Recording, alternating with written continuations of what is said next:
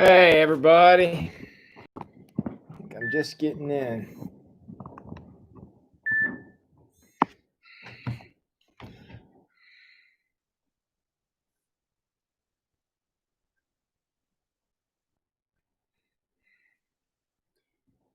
All right. Hope everybody's having a good day. Let's see here. Who we got? Who we got in the chat tonight? Hi, Jan. Congratulations on being the first comment tonight. And Amy was shortly thereafter. You having Chinese food for dinner, and it was delicious. Now, which one was it, Amy? Was it Chinese food or was it delicious? Because in my experience, that it can't be both. But that's just me. Let's see here. Marsh and Joe are in the house. Crystal and Bill, how you guys doing? Hey, Scott Moran, Pantry Pride Tenderloins. All right. Hi, Linda Horn. Let's see here, Janet. Let's see here. DW is here. How you doing, buddy? Val Cisco, how you doing? Wow, beef with broccoli, egg rolls, crab meat. Jeez, Amy, that's a lot of stuff. Hey, Daryl. And hi, Dave and Amy Jessen. Val finally got herself the Frosted Animal Cracker Blizzard today. I was so right. Why is everyone always so surprised when I end up being right about things? I'm totally confused why that shocks everybody when they find out that I'm right. But Chocolate Addict, my favorite, still the Heat Blizzard. Well, Val, we can still be friends, I guess, even though that you don't think that's the greatest Blizzard ever. I guess it's all right. Hi, Teresa. Hey, Jess Mack. Glad you're here. Let's see here. Hi, Candy and Tim. Oh, also having Chinese. I'm noticing a trend going on here. Hey, Mike and Tina, I will say a big amen to that. Enjoy this time a lot and look forward to it all day. It's been just a heck of a day today. Hey, Suze, good to see you. A lot of love for Chinese food. I'm sorry, I cannot stand Chinese food. I can't. I'm sorry. So, all right. Thanks, Teresa. Doug and Marge also had somebody had the Dairy Queen Frosted Animal Cracker Blizzard today. Sent me a picture of somebody enjoying one for the first time, so that's good.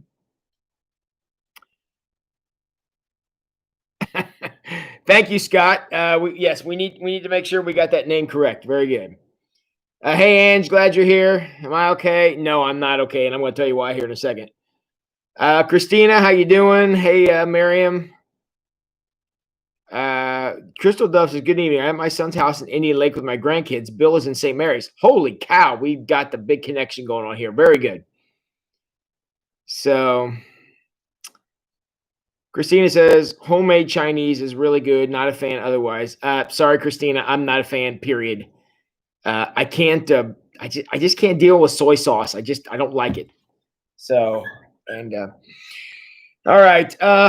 One of the things I want to, thank you, Val. It's awful big of you. All right. Let's get serious here for just a second. One of the things that I mentioned a couple of days ago, I think it was Darren Cordray, the friend of mine who was in here a couple of nights.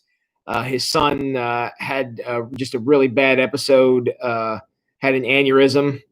Well, his 14-year-old son passed away today. So 4:00 this afternoon, Nicholas Cordray went home to be with Jesus. And as you can imagine, his parents are absolutely devastated. And they're down there right now. I've been text messaging with them some, and with everything else I got going on here, that just really sucks. So I've never had anyone die of a head injury in my career, and now I've had 2 in a week. Because basically he died of almost the exact same thing that Shelby Jacobs died of, even though hers was in a car accident. His was a birth defect, but the effect was exactly what happened to them was exactly the same, even though it was 2 different causes. So it's just yuck. So I think I'm probably going to be going down to do the funeral sometime. They're totally lost, so I have no idea when anything's happening, but. Yeah, just pray for Darren and Amy. They're just 2 people who are absolutely the salt of the earth and just wonderful folks. And I mean, I could say they deserve better than this, but that's a mild understatement, really. So just keep them in your prayers. And it's been a tiring day. So yeah, it was sudden. Yeah, it was very sudden. I don't know how much of the story I told you or what you guys remember, but yeah, it's bad. So just keep that whole situation in your prayers, and looking forward to better things, of course. Yes, you could possibly have their address, Teresa, if you'd like to. Unfortunately, I don't have it. I have because when I moved away from Cincinnati, we didn't have all these smartphones and all this stuff now. So, and they have moved since I was there. So I've been in touch with them via text message. I have no idea what their address is. So I'm sure I will be having their address because I'll probably be down there in the next couple of days. So just when I find out, I will pass that along. So. But yeah, so yeah, today's been kind of a bummer of a day, and I just, I feel like I just went through this, and here we are again. But sometimes that happens. So, very good. I tell you what, though, as hard as this has been, I got to tell you, I'm really looking forward to being back in church on Sunday. Daryl came over, did some recording, so we can have some music for Sunday. So just looking forward to having some normal, because there's been so much abnormal, and you watch the news and all that is just stupid. And now here we are with this. And I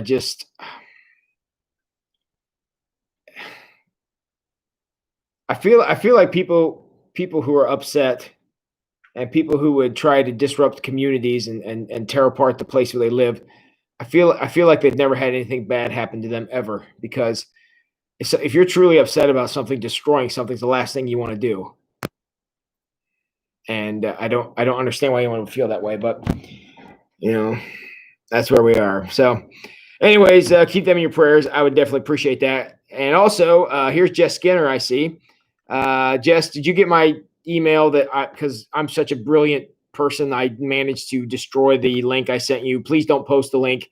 I have to go down and re-upload it. I had too many things going on at once, and I crashed the computer. So I will be re-uploading the children's thing for tomorrow night, but just scrap the link I sent you because it's dead. So, all right. Yes, thank you. All right. Hey, we're going to have a good study tonight, though. We're going to be talking about not worrying, and that's what I want you guys to not do, is not worry, just like Jess says, no worries. So, and that's where we are tonight. So, with that in mind, tonight we are going to kind of build on where we were yesterday, talking about worry, kind of identifying some places of worry and some places where worry kind of swirls around and can overtake us and become an issue. Tonight, we are going to talk a little bit about, so what do we do about that? A couple of the 33 of you who are here tonight, given that probably the 33 of you who are here have been here other nights, you were pretty open with me, saying that, maybe worry's kind of a thing for me. Worry may be something that I deal with ever so often, and worry may be a vice. I talked about worry last night as an addiction, and I think that's what worry is. Worry is an addictive behavior. And I think that's something we need to work on. Hey, Linda Burkholder, how you doing?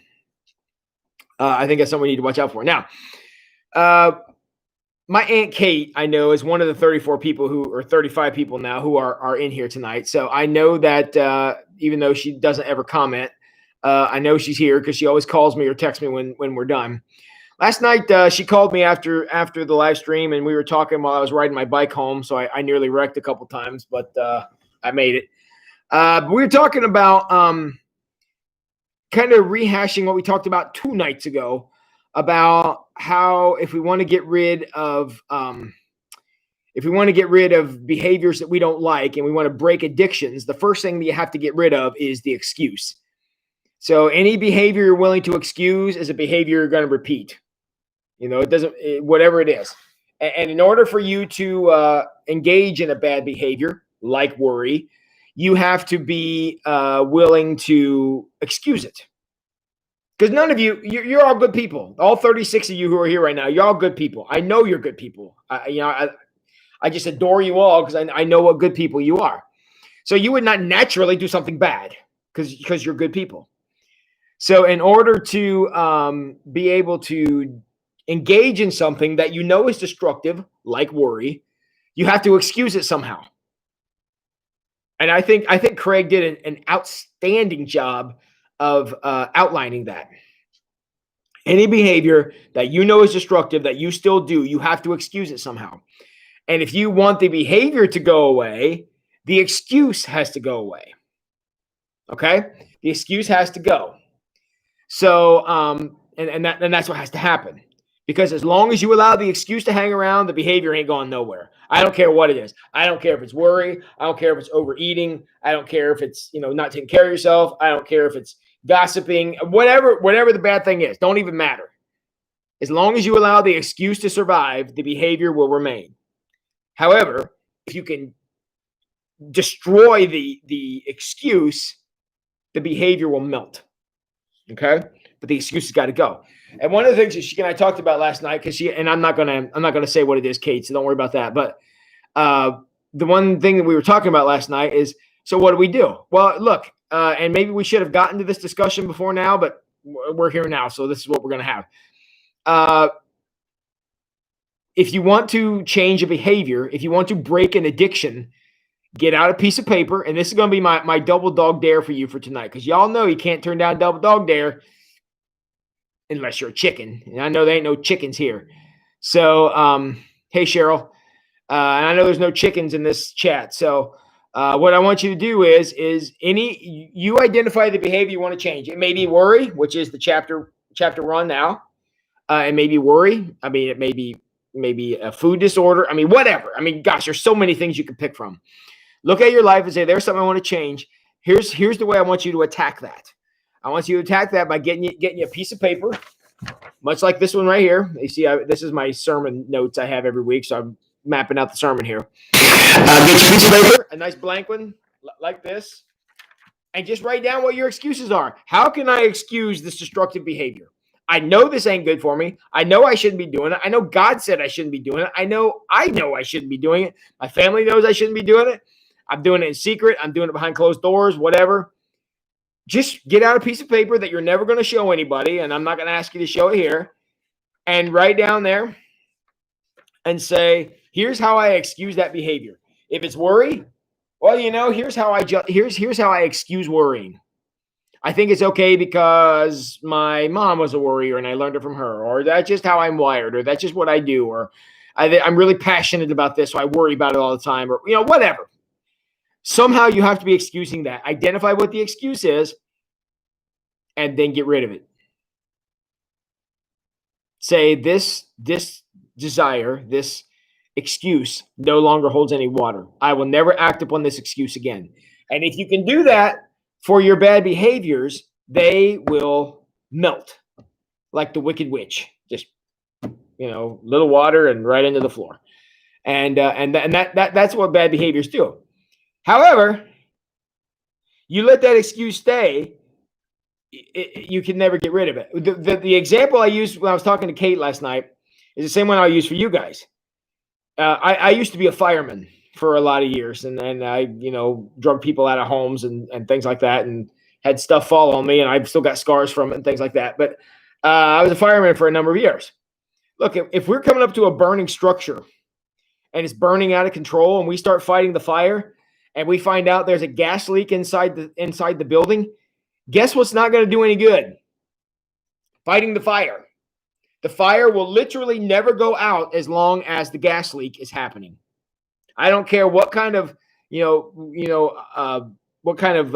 strategy we're going to use. I don't care how we're going to attack the fire. I don't care what the parameters are. It makes no difference.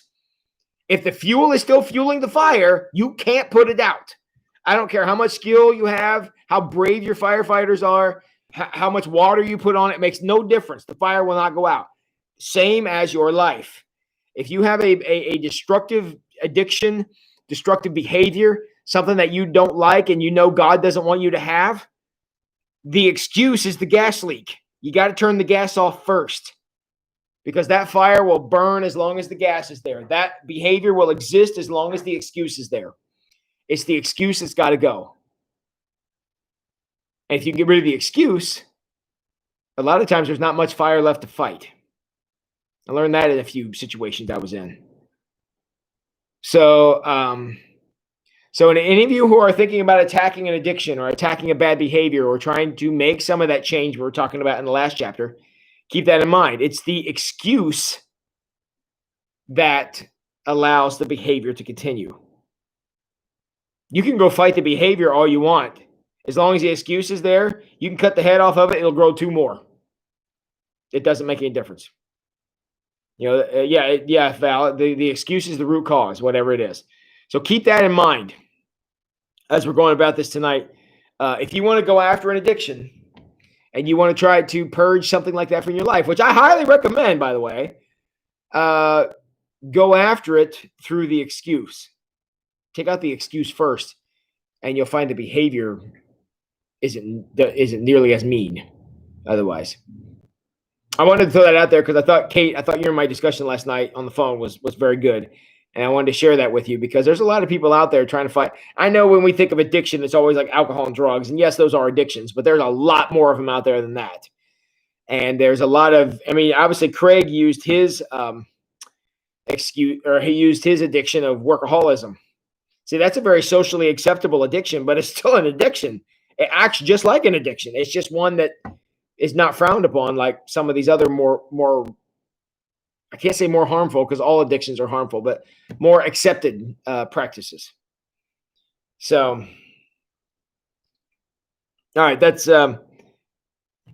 kind of where I wanted to start with tonight is a little discussion on that because, look, friends, breaking addictions is about living life. Breaking addictions is about living God's fullest life for you. And if you're fighting an addiction, you're not living your fullest life. You may be getting lied to and told you're living your bestest life, but I'm telling you, you're not. So, those addictions got to go. Those coping skills running out of control got to go because that's holding you back in just an incredible way. So,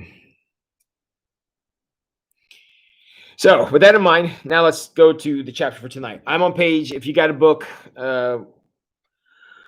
I'm on page 151. Sorry. Ooh.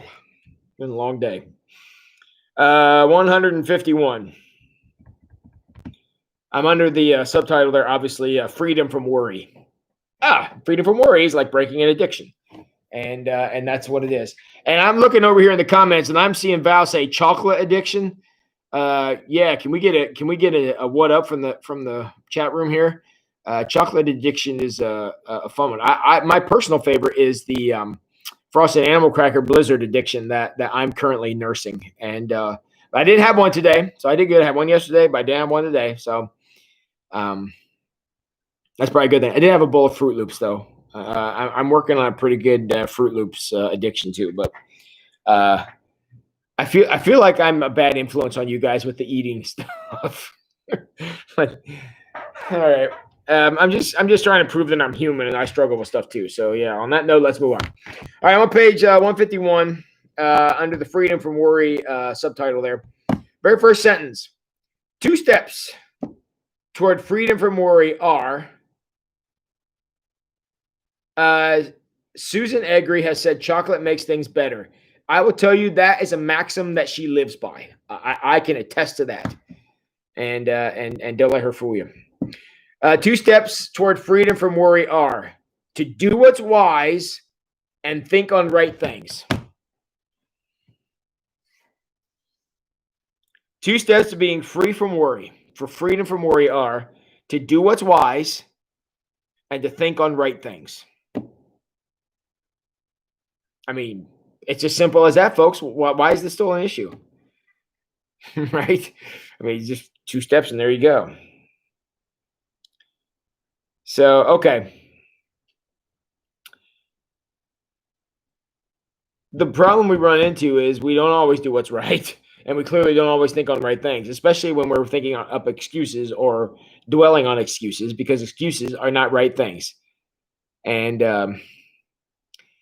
Cheryl says, if it's dark chocolate, it's good for you, right? Yeah, probably, unless you're buying single servings of it from Sam's Club. Then it's probably not so great for you. Tina Mike says, wise to who? Well, there's a good question. I mean, obviously, the answer is to say, well, Jesus is always right, but that's true. What does it mean to do what's wise? And I think the way I would answer that is saying, not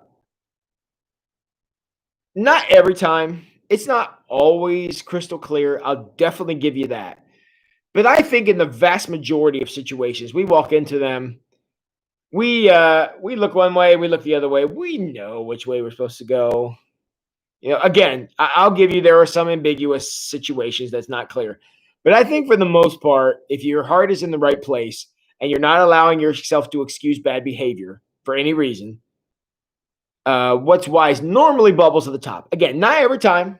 I mean, there's a lot of ambiguous stuff out there. I'll give you that. But I think more times than not, if our heart's in the right place and we don't allow the presence of an excuse, the what's wise bubbles up to the top. So, and let me give you an idea what we're talking about. There's a lot of people out there,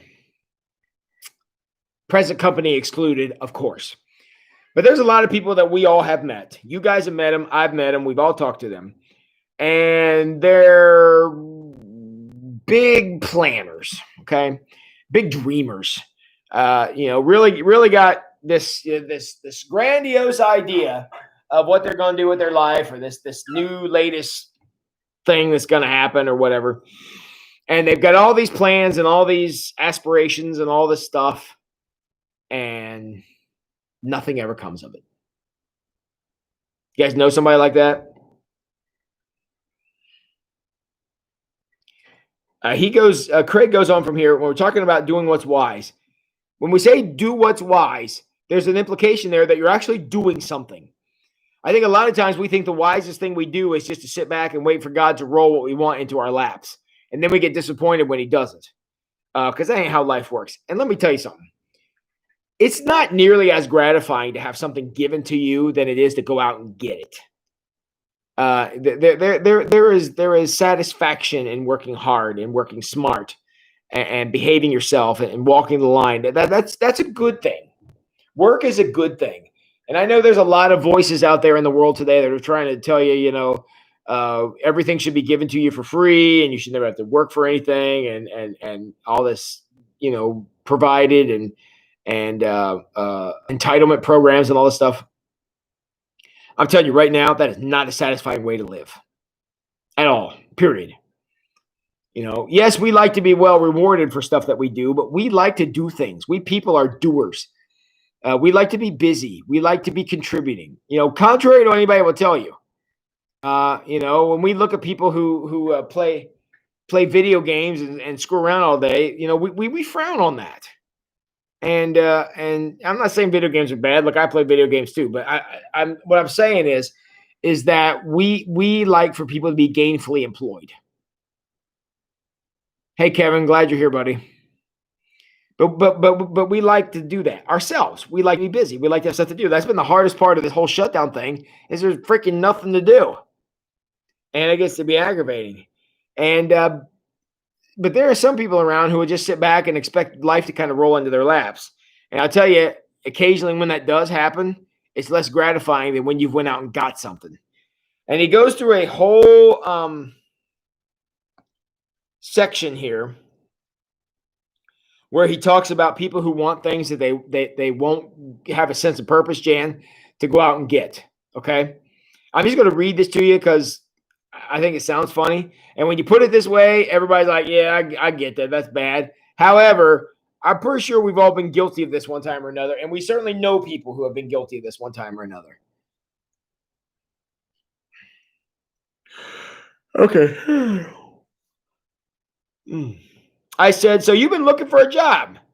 My friend said, nope. Well, do you have a resume? Nope. Are you networking, trying to meet people?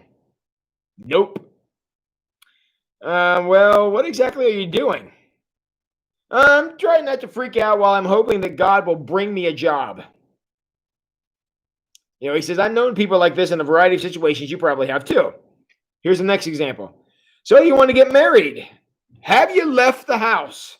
Talk to anyone of the opposite sex ever? Yes, and no, and no. I'm waiting for God to bring her to my door. Keep on waiting there, Mr. Lucky. Some people are always broke, have financial problems. This is the next example. Do you have a plan? Yeah, a friend of mine is going to get some lotto ticket and God's going to give me millions. Friends, this ain't planning. All right. This is the opposite of worry. This is a freeloading. This is floating through life. And there's got to be something between worrywart and this. But this is not acting with wisdom. We were talking about that just a second ago. This is not putting forth wisdom. This is not behaving with wisdom. This is not living with wisdom. This is, well, the opposite of that. This is not thinking what's right and expecting God to just kind of float it on down the pike to you. This is not how any of this works. Okay? What should we be doing? Well, preparing, getting ready, working for things. The sermon on Sunday, we're going to week number 2 with Moses. And Moses, the first thing that Moses did, was what we talked about last week, was he got floated down the Nile River in the waterproof basket. And he got, pulled out by the princess and ended up getting raised in the palace. The very next thing we're told about Moses is, and I'm not going to give it all away, but he ends up out in the wilderness. I mean, he goes out, and that's where he finds God. He got to the wilderness in a very difficult way. Something really bad happened that caused him to have to flee and run away. But once he got out there, it's out there in the wilderness, out in the chaos, out in the uncontrolled, out in the, the frontier. That's where he found God. Friends, there were no bushes for God to burn in Egypt. Moses had to leave to go find out. And that's what he had to go do. If you'll notice in the Exodus story, God never speaks to anyone in there at all. Because I made a big deal last week, and I did it on purpose, that God never spoke to Moses' mom and said, hey, go float him down the Nile, and I'll take it from there. God never said anything like that. Now, I'm not saying God didn't have a plan. I'm just saying God didn't speak to anybody. And then Moses went out and was having kind of an identity crisis. God didn't come along and explain to him what was going on. Something really awful happened. Moses had to run. He ran out in the wilderness, and he had some experiences out there. We're going to spend 2 weeks out in the wilderness of him, kind of living life out there. And then it's out in the chaos and the uncontrolled place and in the danger. That's where he found God. And I'm telling you, there's 2 ways to look at this. First of all, if you're a worrier and somebody who's got to have all your ducks in a row and you're a control freak and we got to have every detail dealt with and everything ready to go and blah, blah, blah, blah, blah, blah, blah. To you, I would say, it's time to take a breath and let God be God. On the other hand, if you're a person who never worries, flows through life, I don't really need a plan because I'm going to win the lottery or God's going to bring me a wife right to my front door who wants to marry me as soon as she gets here. And God's going to give me a job and God's going to do this. And I just wait for God to do that for me. To that person, I would say, yeah, God's probably going to do that for you, but it's out there, not in here. It's outside of your comfort zone is where God works. So if you're outside of your comfort zone and you're worried about it, I say, calm down, God's coming. If you're safe inside your comfort zone, so you never have to worry, I'd say get out there where you need to be concerned a little bit so that God can set a bush on fire for you. And because that's what's wise. Expecting God to bring a burning bush inside your house. And you know the analogy I'm making here, right? God meets Moses in the burning bush. It's a very famous story in the Bible. I'm assuming you all know that one. If you ain't around no bushes for God to light up, you're probably not going to hear from him because there's no reason for you to. It's only on the edge, out there where you don't have everything under control. That's where God starts lighting up bushes, and something for us to learn. Okay, so it's wisdom. I know Mike and Tina were asking wisdom according to who? It's wisdom according to the Lord. It's not about running way out in front of where God's at. It's about keeping up with where God's at. And Moses, through a very bizarre set of circumstances, ends up out in the wilderness, right where God wants him to be. Not too far ahead, not too far behind. And at the right time, the bush started burning. And that's ended up being a good thing. So often in life, we want to control everything that we'll cut the bush down before God has a chance to light it. Other times, God may light the bush and we're not there to see it because we're too busy being comfortable. And so there's a happy medium in there. Not being too far ahead, but about keeping up. And something that we need to think about, because that's the balance between living life that God wants you to live and being worried and being comfortable. Those are 3 stages in life. If you're worried, you're too far out in front. If you're comfortable, you're too far behind. Somewhere right in the middle, God could be lighting up some bushes for you. All right. Okay, let's go on over to page 153, unless somebody's got a comment or a question about that, about what I just said. Let's go over to page 153. After giving a couple of examples here, and I may go back and look at these, he basically says, do you need a job? Well, you better have a resume. Are you single and want to get married? He says, shower, brush your teeth, use mouthwash, put on some nice clothes, put on some cologne, but not too much, and leave your house, get a nice haircut, go someplace where moral single people of the opposite sex hang out. Smile, be nice, polite, ask friends to introduce you to people. Don't stalk anyone. That's the how-to guide to get married, apparently, if that's something you're into. So it's all about being out, not in front, but not behind where God wants you to be. And that's what he says here on page 153. He says, wisdom is all about the simple, often tiny, obvious things done consistently, one at a time. And that's how we men like to do things. So you ladies are much more the multitaskers than we are, but we men, we like doing things one thing at a time. You try to make us do 2 things at a time, and chances are we're going to end up bleeding before it's over because we're just not good at that. So doing them one at a time.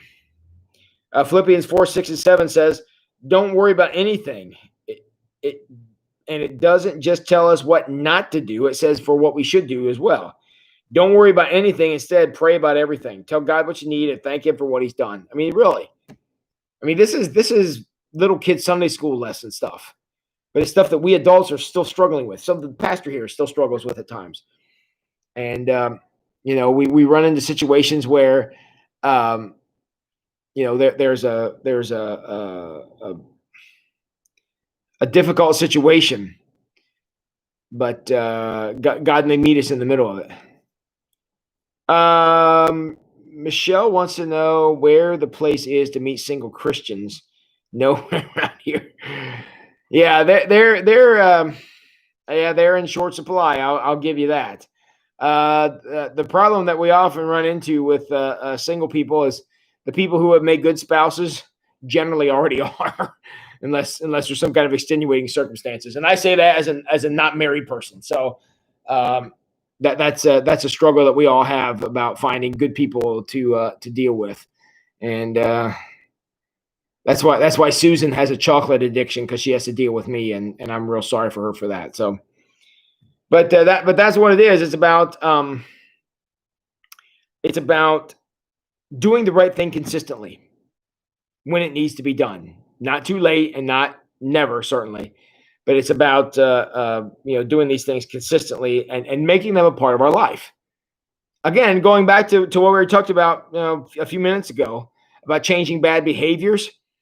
One way to get rid of an excuse is to replace the excuse with proper action. To do the right thing.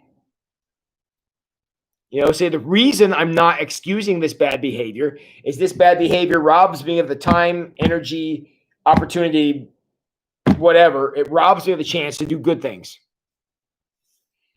If I have my 7th frosted animal cracker blizzard and I'm in a diabetic coma because of that, chances are I'm probably going to miss something I should do. I mean, I may not make it to Bible study here tonight, or I might not. I was down recording Daryl and Jean earlier. I was helping out with the children's ministry thing. And I was actually helping them by shooting kids with squirt guns. So I'm not sure how much help I actually was, but that's how it was. And then so all these things went together. Had I indulged in my addiction to frosted animal cracker blizzards, it would have robbed me of the opportunity to do that. So if I want to make an excuse, or if I want to get rid of an excuse, the opposite of that, I want to get rid of an excuse. The way I can do that is say, this excuse robs me of this opportunity. If I'm going to be drunk tonight, just drunk out of my mind, it's going to rob me of an opportunity tonight. Probably going to rob me of an opportunity tomorrow. Or if I'm going to exercise today, that may open up an opportunity, and I'm going to feel better. Or if I could eat better, or do better in whatever way, that may open up other opportunities for me along the way. Opportunities that would be closed if I allow this excuse to stand. This excuse to worry, either this excuse to worry or this excuse to be lazy and comfortable. If I allow either one of those excuses to stand, I might not be able to go meet my future spouse, for those of you who are worried about that. Or you may not get the opportunity or create a friendship, or, God may be ready to light a burning bush out there for you. But if you're way out ahead because you're worried about something, or you're way far behind because you're being lazy, you might miss it. And you know what makes you way far ahead or way far behind? Excuses. Excuses for the wrong kind of stuff to come into your life. And what in the world is going on over here in the chat? Are we doing? All right. Yeah, I got some interesting things going on over here. Yeah. Yeah. Yeah, getting married ain't all it's cracked up to be. Just keep that in mind too. And I know that because I deal with a lot of married people, and they struggle a lot too. So anybody who has an idea that finding the right person in life is going to make everything get better, I can tell you by multiple examples that that's not the case. So, all right, very good. All right, let's go on over to page 153. Let's go to page 153. I'm in the paragraph that starts with, if you do catch yourself worrying. I'm in that paragraph on page 153. Right down, I don't know, about 2/3 of the way through that paragraph, there's a sentence that says, and this is something I want you to think about. If you're doing it right, if your life is in balance, meaning you're not too far ahead, you're not too far behind, you're right where you need to be, and God is there, and puts out the signal flare. Okay, the bush lights up, and it starts to burn, and you suddenly realize you're in the presence of God, which is an awesome, awesome, awesome thing to experience. If you're in that sweet spot, then Craig says, worry then, when you're in that place, worry then becomes a signal alerting us it's time to pray. It is amazingly much easier to live the cliche of give it over to God when you're in the right place in life. But if you're 56 steps ahead or 56 steps behind of where God wants you to be, that can become a very, very difficult time to say, wow, I'm in a mess, and I'm just going to take this entire gigantic mess and I'm going to hand it over to God because God is awesome, and I'm not going to worry about that anymore. And if you want to have just this gigantic mess of mess to hand over to God, the way you create that is be way out in front of God or way far behind God, because you're going to be missing so much stuff along the way that it's going to create worry to like a catastrophic extreme. And the reason it creates so much worry is you get all these loose ends that God's like, well, I'm not ready for you to have that. Or he's going to say, well, you kind of missed the boat on that one. And yes, that leaves a lot of loose ends. And a lot of loose ends creates a lot of opportunity for you to be very, very disappointed with where you are. And when you're disappointed, you're like, fine, okay, I've totally screwed it up. I've totally missed out on what's going on. I'm just going to take this whole giant batch of trouble. And I'm saying, all right, God, here it is, fix it. That is not a fun place to be. And that is not a place God wants you to be. Because God is not going to be like, oh, sweet. Look at this disaster I get to deal with. God may be willing to do that for you. But I'm not so sure God is going to be like, good job. Way to be faithful after you screwed everything up. And, that's what it is. So it's a whole lot easier when you're where you're supposed to be, God turns the light on and you're there and you're enjoying it. It's a whole lot easier to say, okay, I got this one little thing here. I've got this one little concern. I'm going to hand that over to God. That's a whole lot easier than be like, hey, God, can you come down and help me with this? Right? This big wad of Christmas lights. Yes, guys, throw Christmas lights away every year. They're cheap. Throw them away. They aren't worth it. That's just my note on Christmas decorating because I am an expert on Christmas decorating. So Joyce says sometimes it's hard to know if you're in the right spot. That's true to an extent. But when a crisis comes along, Joyce, then you're going to know for sure whether you're in the right spot or not. Because, sometimes it's tough to know where the push ahead or hold on a second, where that's at. Yeah, it's a little bit more of an art than a science. I'll definitely give you that. But you'll know if you're there in the sweet spot. You'll know if you're there if you find that your worries turn into praises. By that, I mean, even when something awful comes along, you'll know that you and God are going to walk it together. And you know that because you're not 56 steps ahead or 56 steps behind. You and God are already walking together. So if something bad happens, why wouldn't you walk together? It's just that you're just used to it. That's how it works. So that's how you can know is how much worry you have in your life. If it's a lot, if you worry a lot, you may need to check where you and God are at. Either you're way out in front or way far behind. Kevin says, been fighting addiction, takes faith, family, and willpower. Yes, it also takes the absolute destruction of excuses, Kevin, and that's absolutely true. Because you allow that excuse to come around, and all that excuse is going to do is keep opening up the door for the behavior to come back. And as you well understand, you don't want that.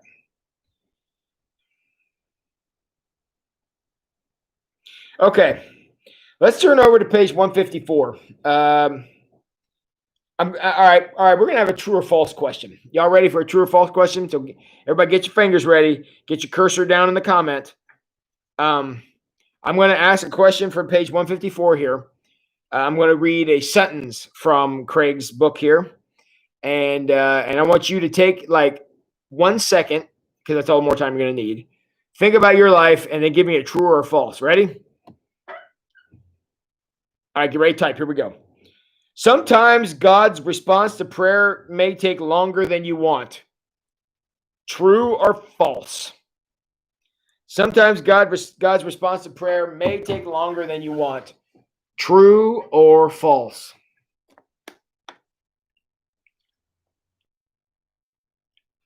Guys, we've been doing this study now for 10 weeks. This honestly may be the easiest question I've asked the whole time.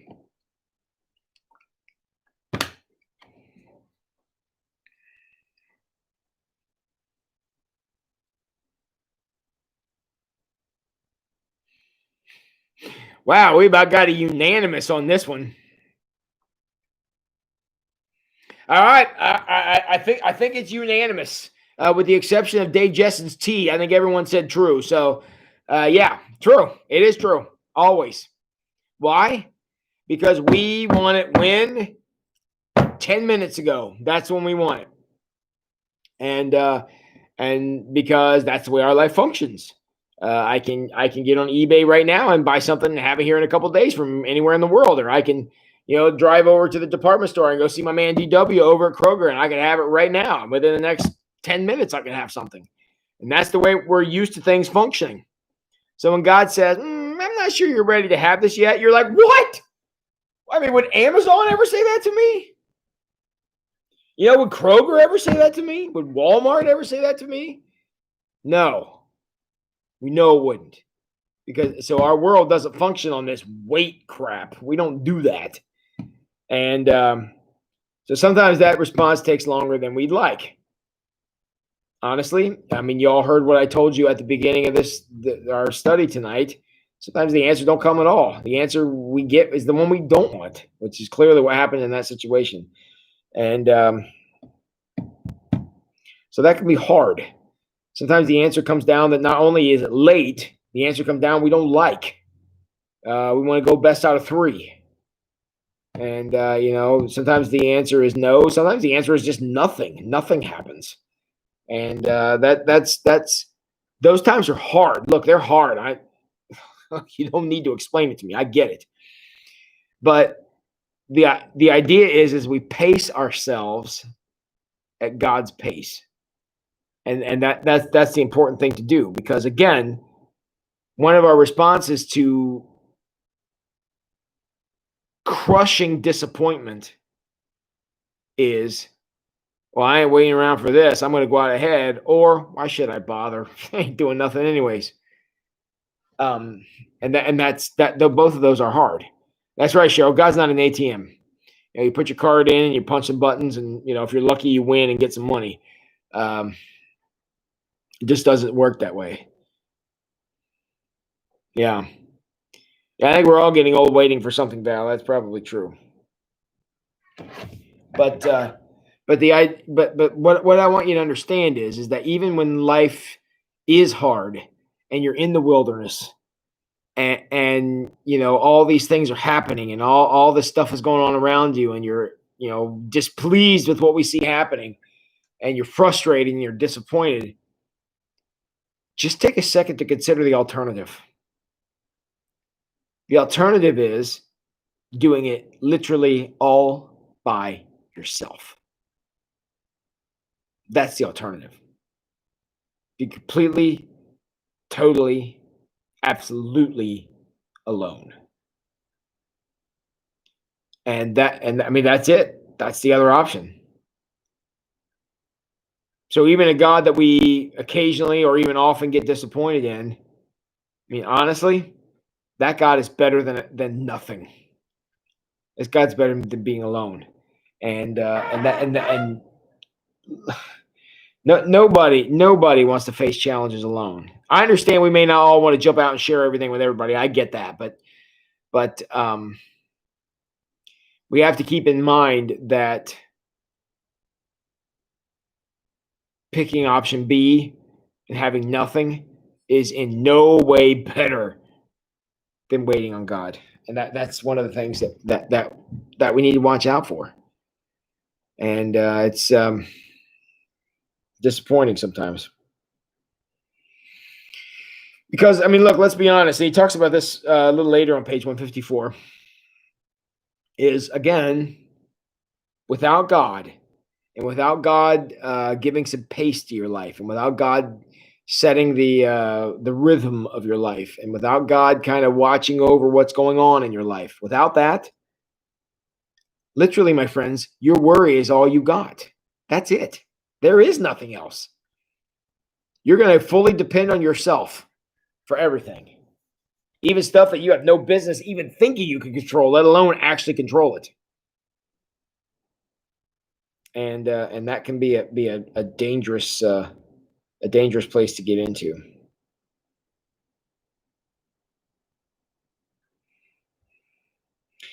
And actually he references back to the snake story last night. He says, honestly, do you want your worry back? It's not your friend. You guys remember your friend from last night, and how his son will never, ever introduce any of his friends to his father again because he cut the head off the first one? That was a rattlesnake in his defense, but That was a story he told last night, which I'm sorry, I still laughed about some today. But you want to be careful because we think that worry is our friend and it helps us be better. It's not. It's not. It's not our friend. And let me tell you something. You let God get a hold of your worry, and He will do the same thing to your worry that Craig did to that rattlesnake that threatened his son. And so just keep that in mind. Worry is a friend you don't need. All right. We're going to skip over here a couple of pages because I still got a few minutes left.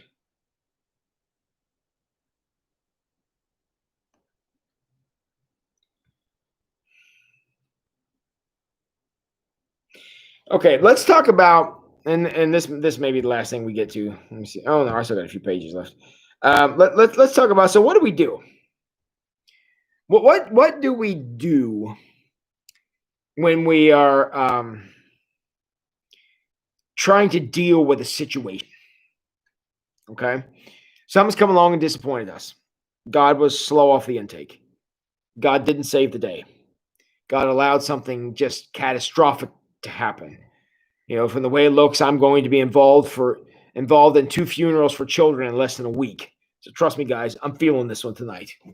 So what do we do when there's stuff going on and it hurts and it's upsetting and we don't want to deal with it, and we'd rather if God's not going to do any better than this, and I'd rather do it myself, right? I mean, we've all felt that way. Honestly, I'm feeling that a little bit tonight. I'm a little bit frustrated that we had 2 go out and neither came back. And that just bugs me a lot, actually. And so what I want you all to see is, how do you deal with that? Trust not in your own understanding is a great place to start. But one of the things he tells us to do in not trusting in your own understanding is to start asking questions. Not questions of how could you? Not that question. Not questions that start with why, because those questions are ultimately unfulfilling.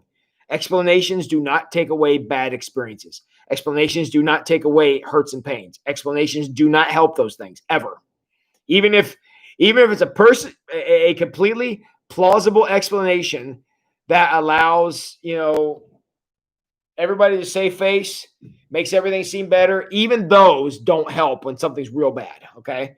So trying to find explanations are nothing. Explanations are just the vehicle that excuses ride to creep back in, as Jan just told us there. And that's what can happen.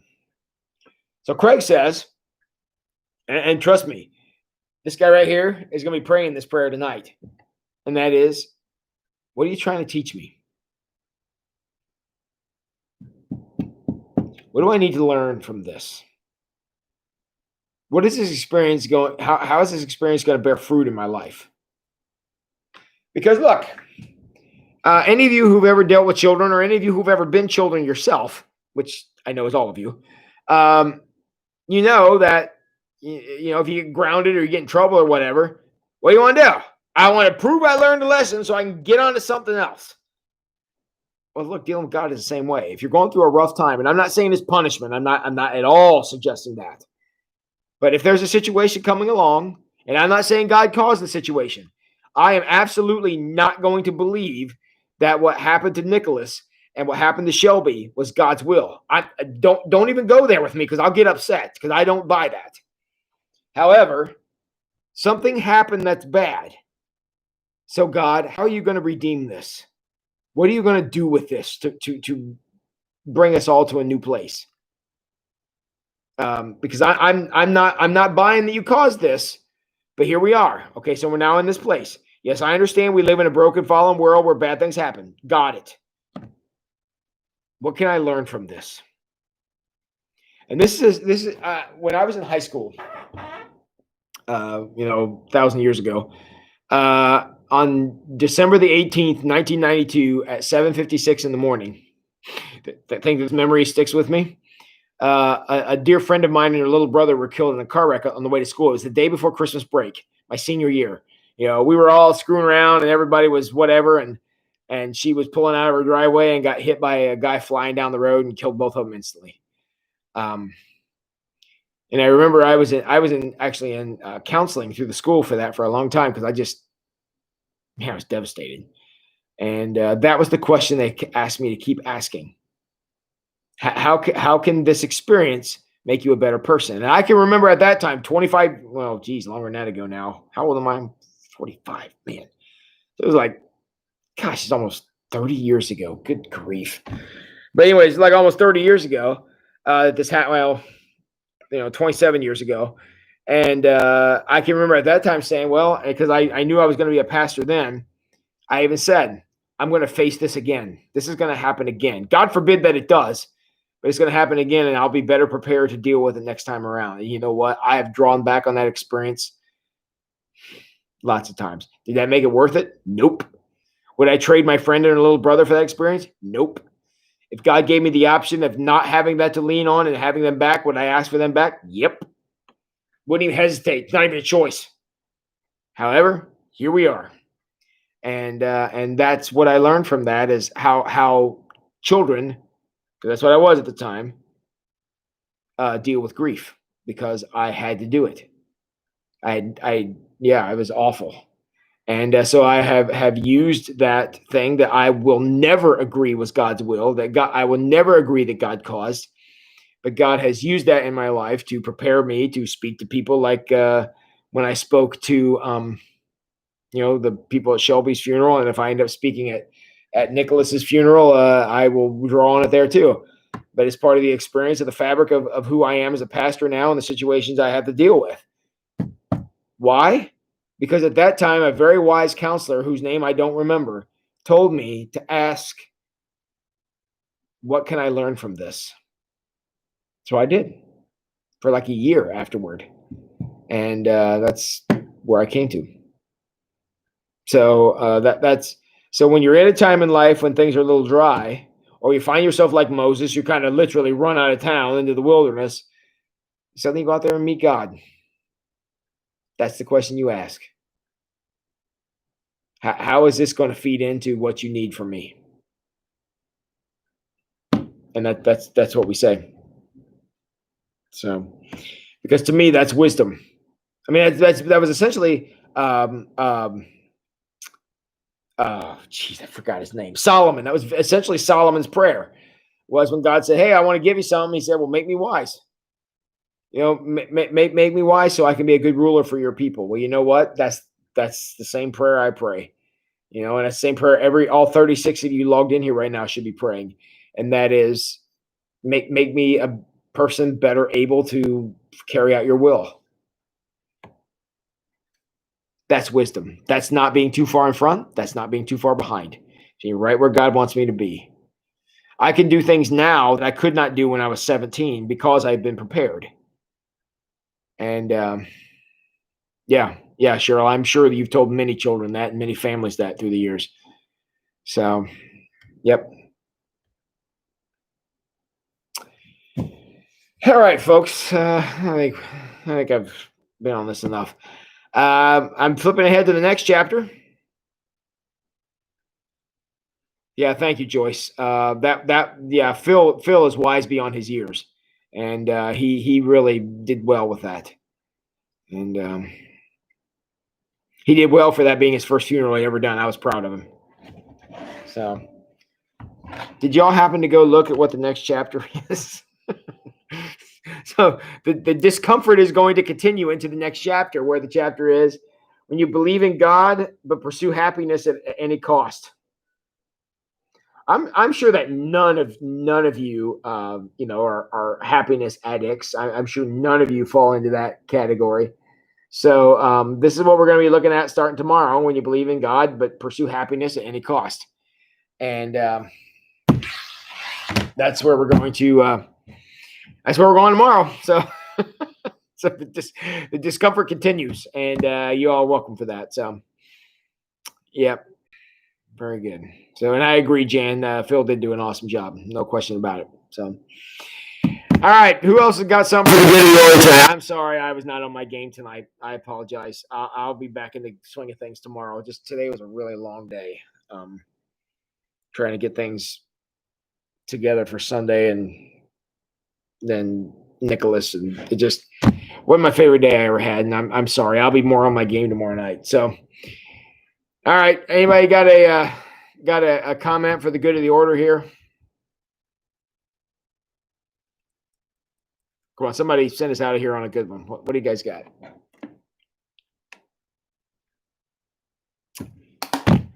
Mike and Tina, I couldn't agree with you more. It has been a great book, even for this guy. Reflection and growth.